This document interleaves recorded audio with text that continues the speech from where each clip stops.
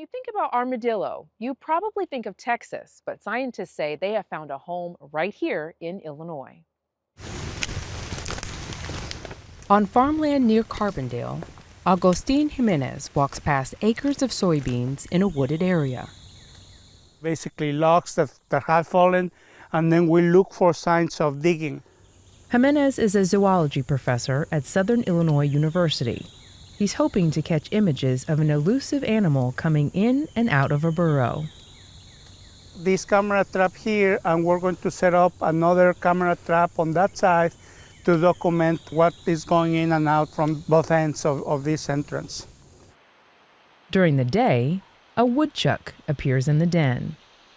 But Jimenez is scanning for a nighttime appearance.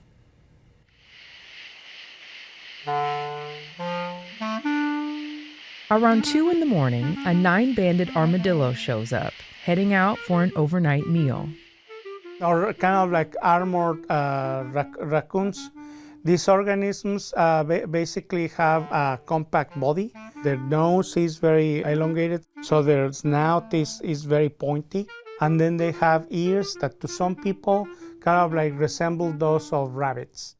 Weighing up to 17 pounds, with short legs, long claws, and a big tail, the armadillo is mostly a nocturnal animal. It spends the night digging for insects to eat. On YouTube, plenty of Southern Illinoisans have shared video of the animals foraging during the day.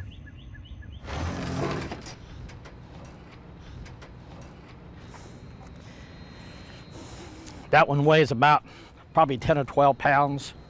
Armadillos are keeping wildlife controllers like David Easton busy. He caught this 1-year-old in his yard the morning of our interview on the SIU campus.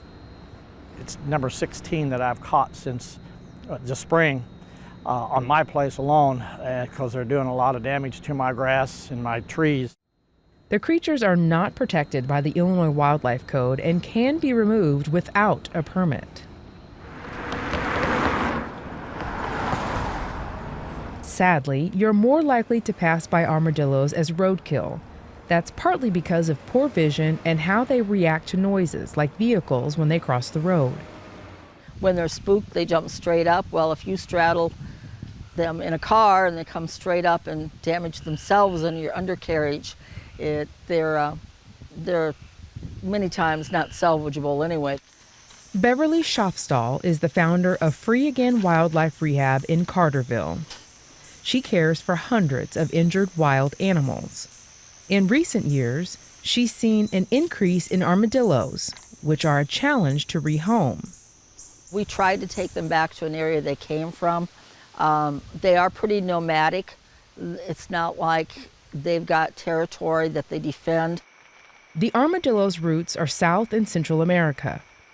For centuries, they've expanded territory north, and they're the state mammal in Texas.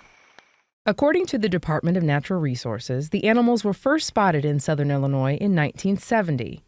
As of 2024, they're found in nearly half the state and as far north as Sangamon County.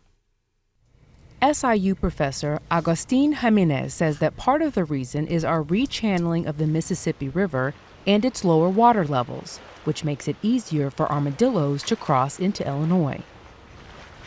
Armadillos have little hair and can't survive on ground that is frozen for more than a few days. But climate change means winter in much of Illinois is becoming more bearable. The warmer winters that then suddenly become shorter and shorter.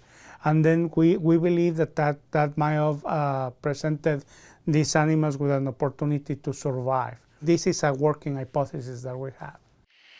They're also the only mammals besides humans that carry leprosy, a disease that causes nerve damage. But scientists say it's extremely rare for the animals to pass it on to humans. And the armadillos in Illinois have not been exposed to leprosy.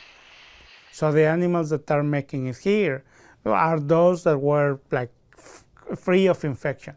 So since nobody is infected in probably 300 miles around, then the animals are like in a clean environment. Still, scientists warn you not to touch the armadillos, which are challenging to document.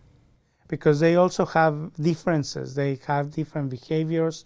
different habits, and then they kind of like are unpredictable in a way that is not consistent with their small brain.